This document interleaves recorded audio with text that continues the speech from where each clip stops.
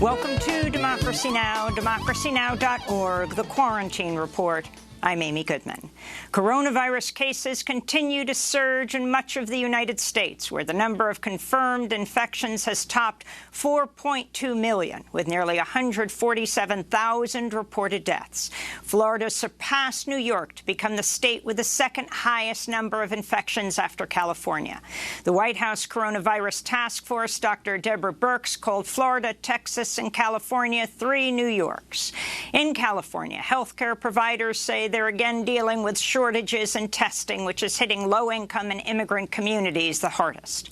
In Texas, doctors at a rural hospital in Starr County have received critical care guidelines to help them decide which COVID-19 patients the hospital can treat and those who they send home because they're more likely to die. Southern Texas is now also reeling from Hurricane Hanna, which battered the region Sunday, causing flash flooding and knocking out power lines. Hurricane Hanna also caused major damage in parts of Mexico.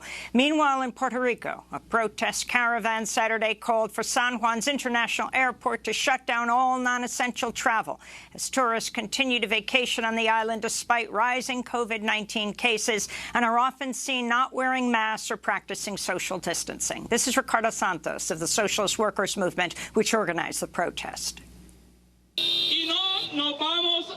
We're not backing down. We're going to continue this caravan and this struggle because this is a life or death situation, and this governor has not been addressing this issue. So as we've done in the past, the people are going to take matters into their own hands. In immigration news, a federal judge has denied a Trump request to delay today's deadline for releasing immigrant children from family detention centers run by ICE, Immigration and Customs Enforcement, in Texas and Pennsylvania.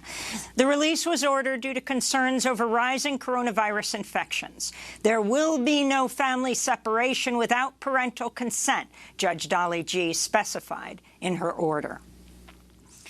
On Capitol Hill, the Republican-controlled Senate's expected to unveil a $1 trillion proposal today for the long-awaited second coronavirus relief package. The legislation includes another round of $1,200 stimulus checks, according to Treasury Secretary Steve Mnuchin, and scraps the $600 weekly boost in unemployment benefits, which Democrats are fighting to extend. Instead, unemployment will cover 70% of lost wages, which will likely amount to approximately $200.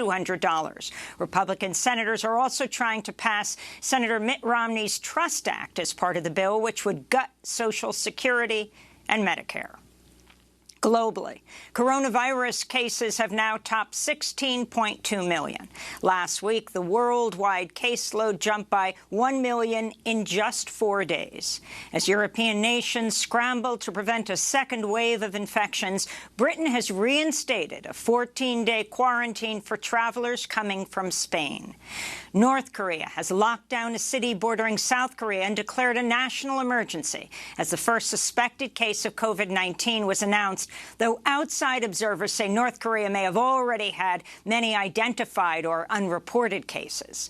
In the Philippines, thousands of people packed a stadium in the capital, Manila, over the weekend as they awaited mandatory COVID-19 testing before being allowed to return to their hometowns after many lost their jobs during the lockdown. Unemployment in the Philippines has surged to over 17% since the start of the pandemic. Latin America remains one of the worst-hit regions. In Costa Rica, hundreds of Nicaraguans have been stuck at the border after authorities shut down entry into Nicaragua for anyone who's unable to present a negative COVID-19 test, including their own citizens. In Mexico, the health minister of the northern state of Chihuahua has died from COVID-19. In Brazil, the second most affected country with 2.4 million cases, New Year's Eve festivities in Rio de Janeiro have been canceled. The event draws up to 3 million people each year. In Bolivia, where coronavirus cases are still surging, election officials delayed the presidential election for the second time this year, citing the pandemic. Former Bolivian President Evo Morales was ousted last year and replaced by right-wing interim President Jeanine Áñez. The World Health Organization warned last week COVID-19 is taking a major toll on healthcare professionals across Africa. Over 10,000 health workers across 40 African countries have been infected. Morocco's locked down major cities, including Casablanca, Marrakesh, and Fez, as recent spikes have been reported across the country. Anti-racist protests across the country and the United States this weekend were met with violent police attacks, arrests, and the death of a protester in Austin, Texas. For the 60th day in a row, demonstrators rallied in Portland, Oregon, Sunday. Shortly after midnight this morning, federal officers fired tear gas and other crowd control weapons to disperse a crowd that gathered outside the federal courthouse, which has become a flashpoint of the nightly protests. President Trump's deployment of federal agents to Portland and other cities sparked a new round of protests across the country this weekend. On Thursday, the Trump administration sent a team of federal tactical border officers to Seattle.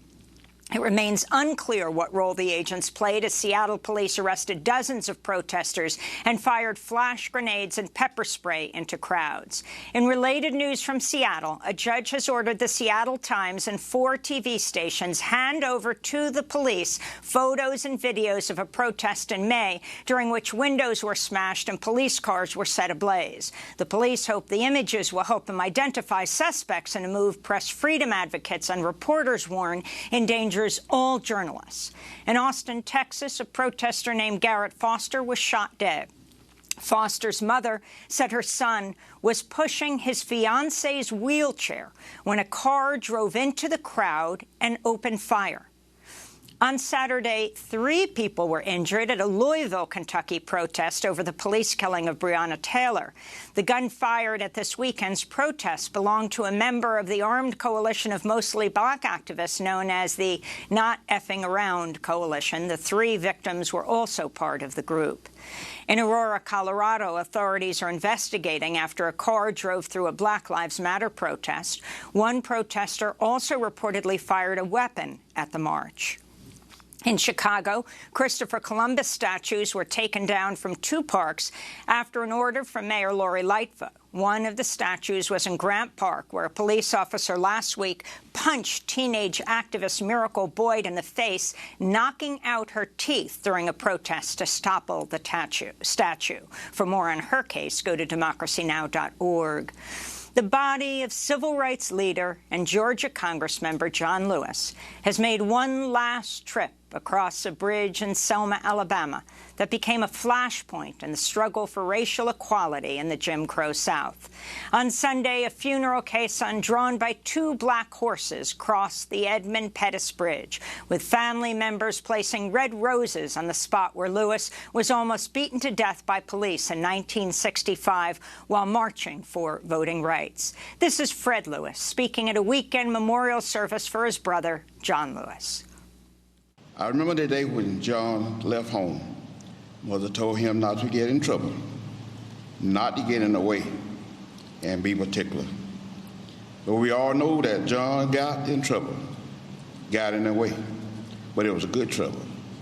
John was different from the rest of the family, and he would have thoughts that all of the troubles he got himself into would change the world.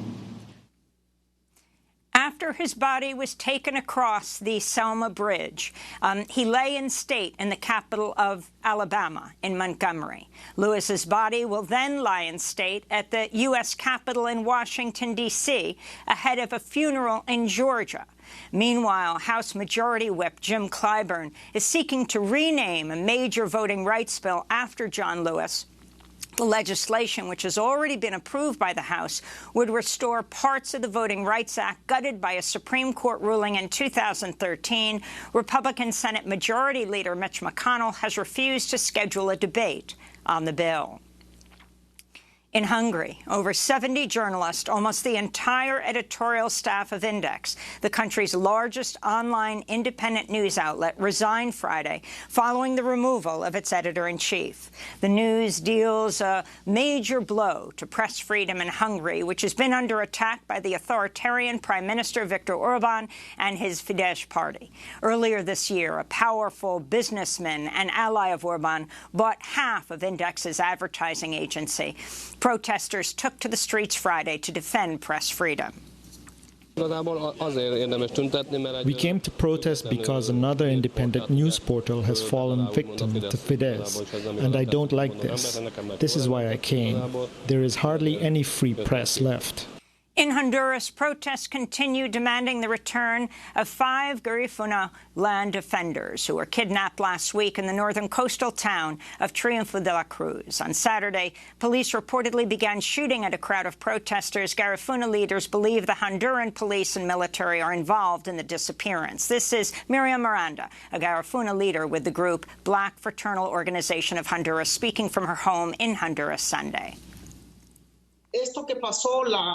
What happened 8 days ago today is the reflection of a systemic persecution and systemic repression, but also a well-crafted plan on behalf of the Honduran state to exterminate the Garifuna community. In Russia, tens of thousands of protesters took to the streets for the third straight weekend in the far eastern city of Khabarovsk. Demonstrators are calling for President Vladimir Putin to resign and for an end to corruption and economic inequality. In other news from Russia, President Putin said he's arming the Navy with hypersonic nuclear weapons and underwater nuclear drones as fears of a new nuclear arms race have been mounting following Trump's withdrawal from the INF Treaty last year. The Trump administration Friday cleared a major hurdle for the proposed Pebble mine, a multi-billion-dollar copper and gold mine in Alaska that would be among the world's largest. Environmentalists and local indigenous communities have fought against the proposed mine for nearly 2 decades, saying it would poison their communities and devastate Bristol Bay's salmon fishery. In other environmental news, a group of progressive Democrats, including Minnesota Congressmember Ilhan Omar and Vermont Senator Bernie Sanders, introduced a bill Friday that would stop fossil fuel companies from receiving billions of taxpayer dollars in subsidies and federal coronavirus relief funds. ProPublica has published the disciplinary records for thousands of New York City police officers, records that were until recently completely sealed off from the public. New York lawmakers voted in June to repeal the controversial 50A law that shielded the records in the wake of George Floyd's killing and amidst the nationwide anti-racist uprising. ProPublica obtained the records from New York City's Civilian Complaint Review Board before a federal judge last week issued a restraining order blocking the city from releasing the data. NYPD unions are suing to prevent the city from making the records public. Florida Congressmember Ted Yoho was forced to resign from his position on the board of a Christian organization amidst the fallout from his verbal attack on Congressmember Alexandria Ocasio-Cortez. The organization, Bread for the World, said Yoho's recent actions are, quote, not reflective of our ethical standards. Yoho called Ocasio-Cortez a, quote, effing B-word, but he used the full words, after he accosted her on the steps of Capitol Hill last week. AOC responded to his attack from the House floor, calling out the culture of violence against women in a video that quickly went viral. To see her full address, go to democracynow.org. And Republican Senator Tom Cotton of Arkansas has proposed a bill that would cut federal funding to any public school that includes the New York Times Pulitzer Prize-winning 1619 Project as part of its curriculum. The initiative is named after the year that enslaved Africans were first brought to North America. In an interview with the Arkansas Democrat Gazette, Senator Cotton refers to slavery as a, quote, necessary evil upon which the Union was built, unquote.